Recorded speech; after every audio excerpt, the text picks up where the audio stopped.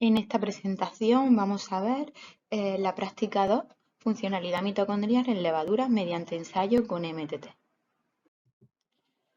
Antes de nada me gustaría recordaros lo que ya hemos comentado en la práctica anterior de glucólisis y en qué consiste la respiración aerobia, en la que ya sabéis que está constituida por tres fases. Una primera fase que consiste en la oxidación de moléculas orgánicas, entre ellas la glucosa, hasta la obtención de acetil-CoA.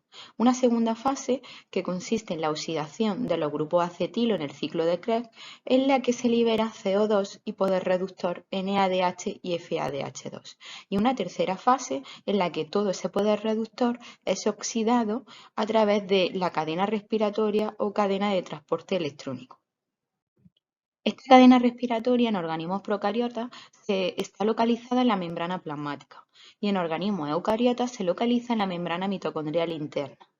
Como ya sabréis, está constituida por una serie de proteínas transmembranas formadas por grupos prostéticos que ceden o captan electrones. Esta transferencia de electrones tiene como objetivo final reducir el oxígeno y dar lugar a una molécula de agua. Además, otro de los objetivos de la cadena respiratoria es la síntesis de ATP. En esta diapositiva tenéis un esquema de la cadena respiratoria. Ya habéis visto en teoría esta cadena de un modo más detallado, pero aún así vamos a ver aquí un breve resumen. Como sabéis, está constituida por 5 complejos. El complejo 1, la NADH deshidrogenasa, es el complejo en el que se oxida el NADH. Los electrones procedentes de este NADH van a parar a la flavin mononucleado y al centro hierro-azufre. Y estos electrones se ceden finalmente a la coenzima Q o ubiquinona. Al mismo tiempo, en este complejo 1, conforme se va produciendo esta transferencia de electrones, se genera energía que se utiliza para bombear protones al espacio intermembrana. Por otro lado, en el complejo 2 se oxida el FADH2 y esta transferencia de electrones pasa al centro hierro-azufre y de vuelta al coenzima Q o ubiquinona. Como podéis ver, en el complejo 2 no existe bombeo de protones hacia el espacio intermembrana. Finalmente, este coenzima Q reducido a semiubiquinona y ubiquinol cede estos electrones al complejo 3. En primer lugar al citocromo B, el grupo hemo del citocromo B, a continuación al centro hierro-azufre y finalmente al citocromo C1. Durante esta transferencia de electrones también se genera energía que se utiliza para bombear protones al espacio intermembrana. Finalmente, estos electrones son cedidos al citocromo C, un transportador lipídico que lleva estos electrones al complejo 4 o citocromo oxidasa, concretamente al grupo hemo del citocromo A y del citocromo A3. Finalmente, los electrones son cedidos al aceptor final, que es el oxígeno, que se reduce y da lugar a la molécula de agua. En el complejo 4 también existe un bombeo de protones hacia el espacio intermembrana. Durante toda esta transferencia de electrones, en estos 4 complejos de la cadena respiratoria, tiene lugar ese bombeo de protones al espacio intermembrana, el cual es el responsable de generar una alta carga positiva en el espacio intermembrana, además de un pH, por tanto, si hay una alta concentración de protones, un pH muy ácido. Sin embargo, en la matriz mitocondrial, la carga sería negativa, bastante negativa, y el pH alcalino. Esta diferencia de carga eléctrica, ¿vale?, así como esta diferencia química en el pH, genera un gradiente electroquímico. Y este gradiente electroquímico es el responsable de la fuerza protonmotriz que utiliza el complejo 5, la ATPasa, para bombear protones de vuelta a la matriz mitocondrial.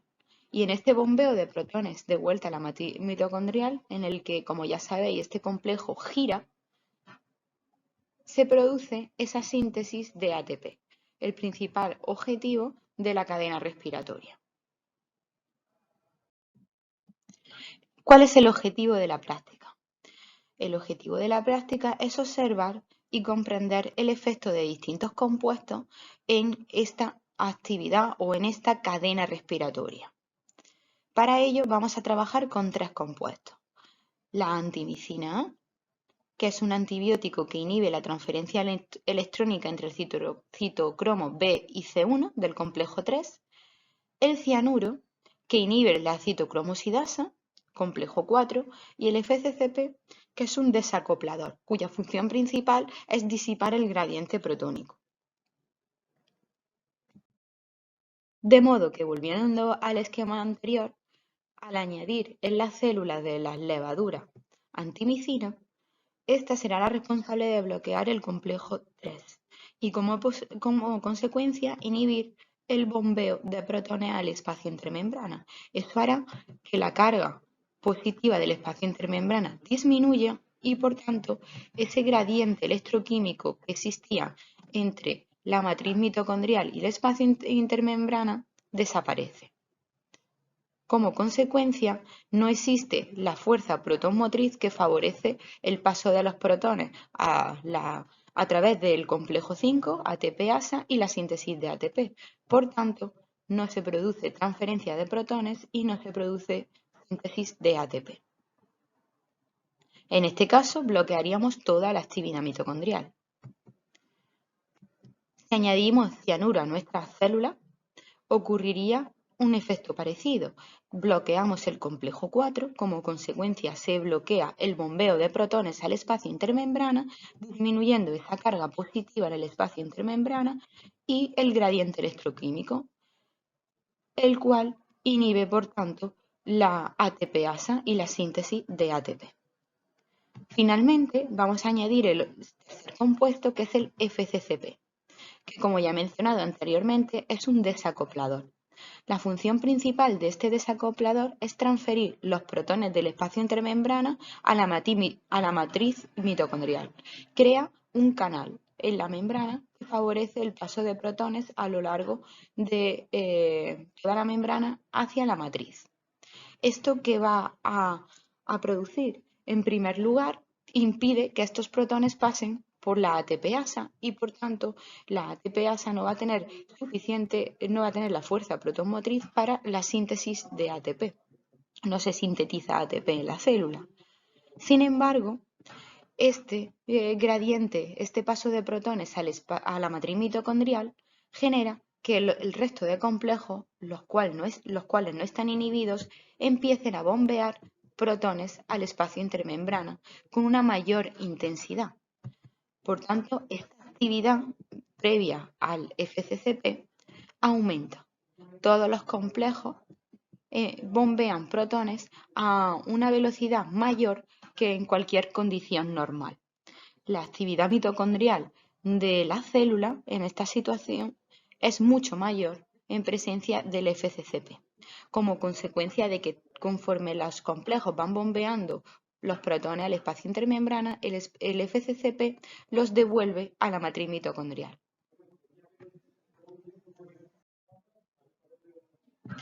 ¿Cuál es el objetivo, como hemos mencionado en la práctica? Es añadir a las células de levadura los distintos inhibidores y el desacoplador y observar qué ocurre con esa actividad mitocondrial, con esa cadena respiratoria. Para ello, ¿cómo vamos a determinar? Pues para ello vamos a utilizar el MTT.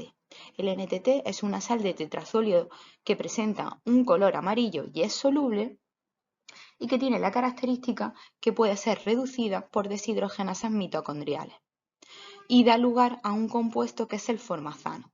El formazano cambia de color a un color azul oscuro y es además insoluble.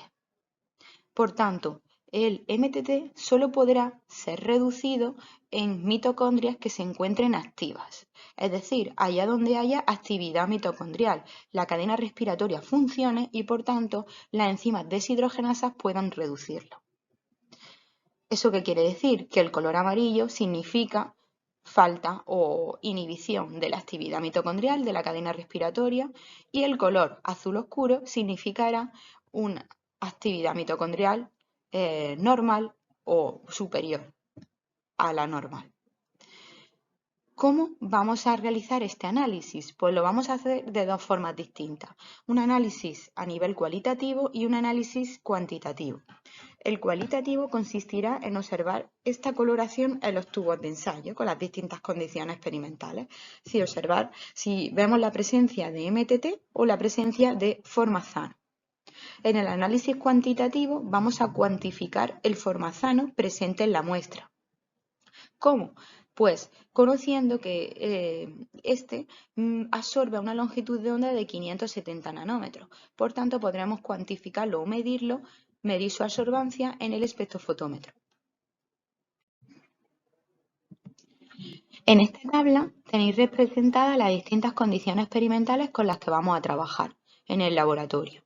Como veis, tenemos que preparar en el laboratorio 7 tubos, cada uno con distintas condiciones. El primero solamente tendrá la levadura y agua.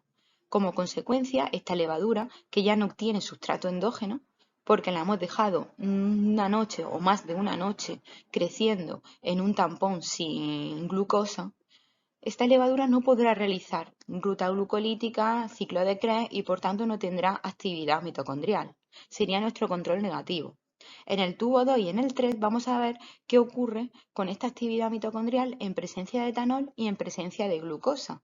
El tubo 3 sería nuestro control positivo, dado que al añadir glucosa a la célula claramente veremos glucólisis, ciclo de Krebs y actividad mitocondrial, cadena respiratoria.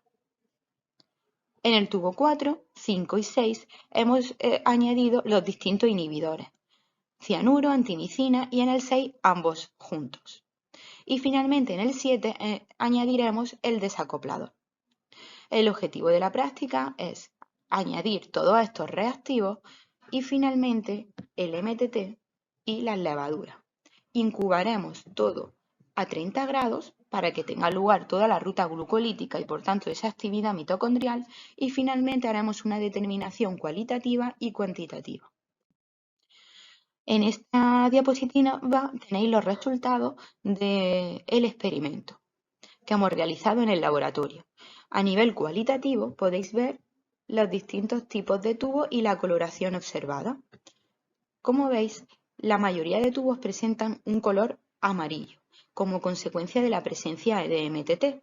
Sin embargo, el tubo 3 y el tubo 7 presentan un color azul grisáceo, bastante oscuro, que implica la presencia de formazano. Estos dos tubos, por tanto, han reducido el MTT y como consecuencia presentan deshidrogenasas mitocondriales y alta actividad mitocondrial. En el resto de tubos tenemos el MTT de manera que esto nos indicaría que la actividad mitocondrial está inhibida o no existe. Si comparamos estos resultados con el nivel cuantitativo o el análisis cuantitativo de los valores de absorbancia, podemos ver que tanto el tubo 3 como el tubo 7 corresponden a los valores de absorbancia más altos. Y además podéis detectar que en el tubo 7 este valor de absorbancia y por tanto la presencia de formazano es mucho mayor, el doble prácticamente a la del tubo 3, nuestro control positivo. ¿Esto qué quiere decir? Pues esto quiere decir que en el tubo 7 la actividad mitocondrial es más alta que en el tubo 3, condiciones normales. Como recordaréis, el tubo 7 es el que tiene el desacoplador y como hemos mencionado, el desacoplador disipa el gradiente protónico pasando los protones del espacio intermembrana a la matriz mitocondrial, lo cual activa el resto de los complejos de la cadena respiratoria. Empiezan a bombear los protones al espacio intermembrana con una mayor velocidad y una mayor intensidad para poder aumentar ese gradiente electroquímico. Por ese efecto vemos una mayor presencia de formazano en el tubo 7.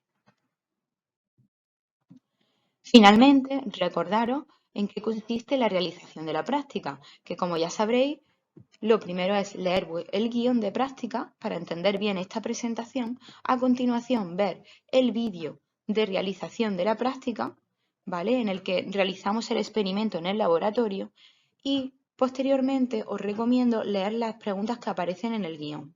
No es necesario presentarlas, o sea, no tendréis que presentarlas en ningún informe, pero sí es cierto que estas preguntas os ayudarán a ver si realmente habéis entendido la práctica, así como a saber si seréis capaces de responder las preguntas que os haremos en el examen. Y finalmente, realizar un cuestionario que hemos activado ya en el campus virtual.